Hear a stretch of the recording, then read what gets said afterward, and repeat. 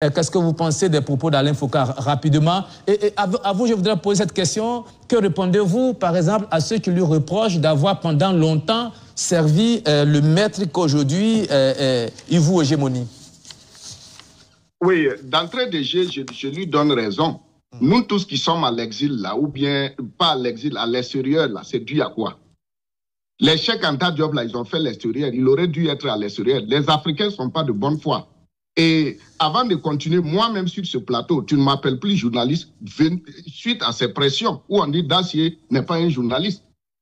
Et pour revenir, le débat sur Alain Foka, ce qu'Alain Foka dit, c'est vrai. Ce n'est pas de moins ou au-delà de ce que j'ai passé tout mon temps à dire ici. Et vous savez qu'Alain Foka, il connaît très bien les archives africaines.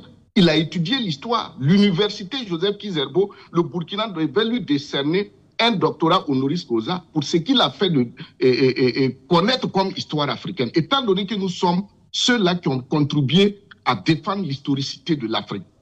Mais ce qu'il dit, l'émission Archives d'Afrique, vous savez combien de documents il a lu? Il y a des secrets professionnels, tous les chefs d'État africains qui ont été assassinés. Qui n'a pas écouté Archives d'Afrique pour se cultiver, même les historiens? Donc, ce qu'il dit, moi, je ne trouve pas de problème. Je suis descendu jusqu'à Napoléon pour expliquer ici comment la presse, Napoléon a supprimé la presse. Les journalistes sont de mauvaise foi au Burkina. Vous prenez un journaliste comme Norbert Zongo. Les mardis, quand l'indépendant paraissait, ça influençait le lendemain sur les conseils de ministres. Qui peut dire le contraire? Je prends les aînés sur le plateau en témoin. Quand l'indépendant paraissait mardi, le lendemain, conseil des ministres, ça influence. C'est ça, on dit les journalistes, c'est un métier noble.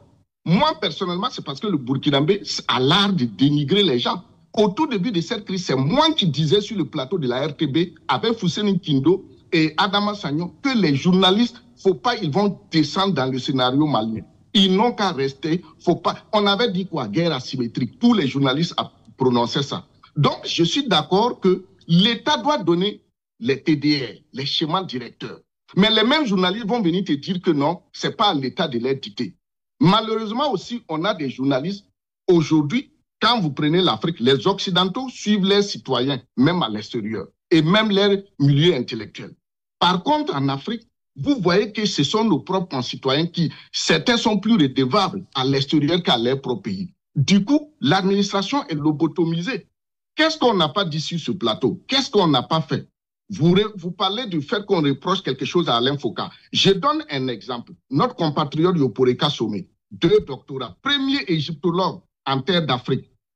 Qu'est-ce que le Burkina a fait de lui? C'est le Kenya qui a appelé Yoporeka Somé pour venir enseigner. Il est actuellement au Kenya. Nous-mêmes, nous n'aimons pas ceux qui ont les idées. Je viens de dire qu'il faut nommer Laurent Gbagbo comme conseiller du président.